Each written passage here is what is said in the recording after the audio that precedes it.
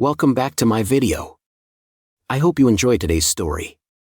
The decisions we make can lead us down paths from which there is no return. This story is about one such moment, so be sure to subscribe to the channel.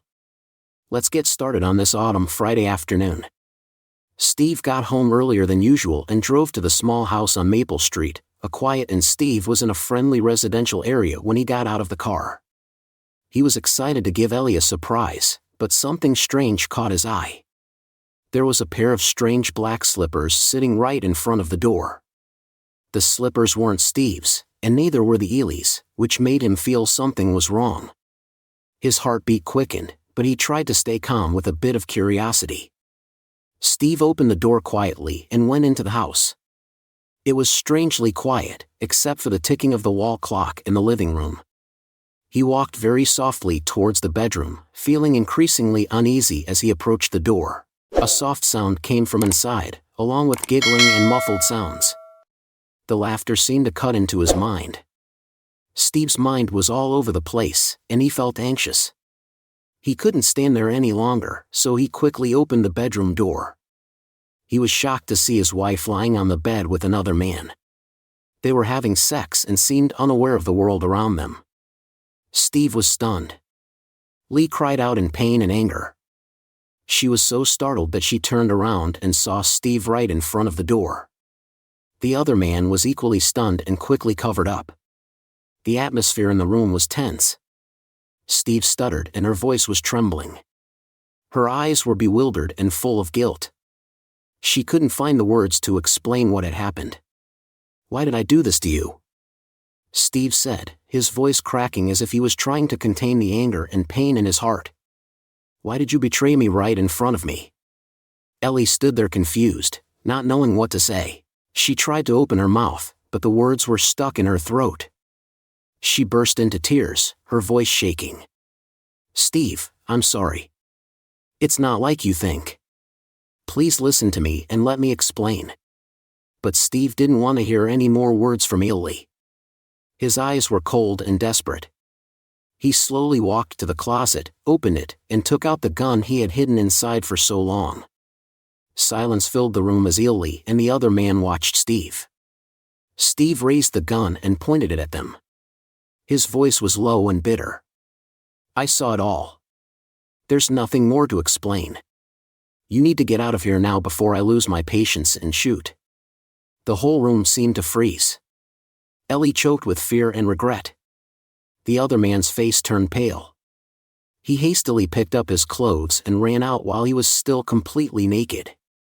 She ran out and collapsed on the floor, tears streaming down her face. Her sobs filled with despair. She tried to reach out to Steve, trembling and begging, "Please, Steve. I know I was wrong, but give me a chance to make it right. I can't lose you." Steve stood there, showing no emotion other than coldness. He interrupted her, his voice hard and firm. "Stop it, Ellie. It's Delaware.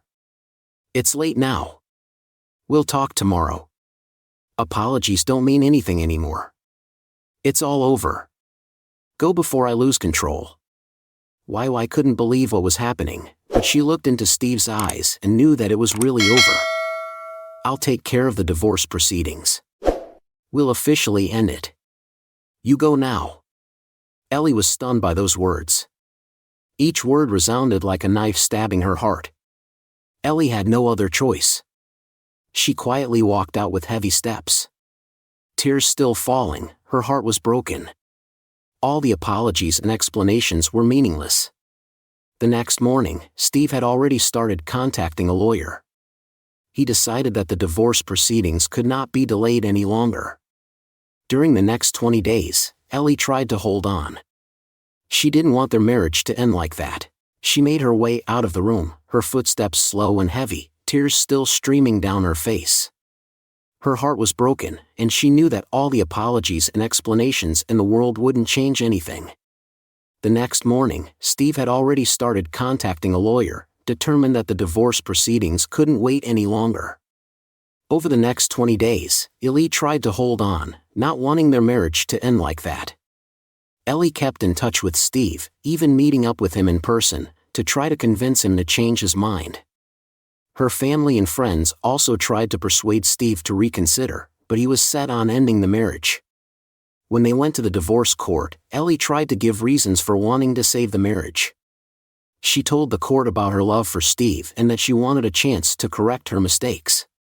Elle's family was also present, opposed to the divorce and stood by her, but Steve, with a determined look in his eyes and a closed heart, did not change his mind.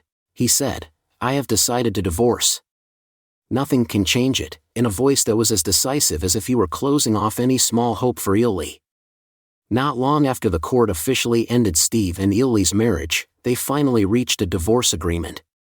It wasn't easy for either of them, but Ellie tried to save the situation by fighting to keep a part of the property.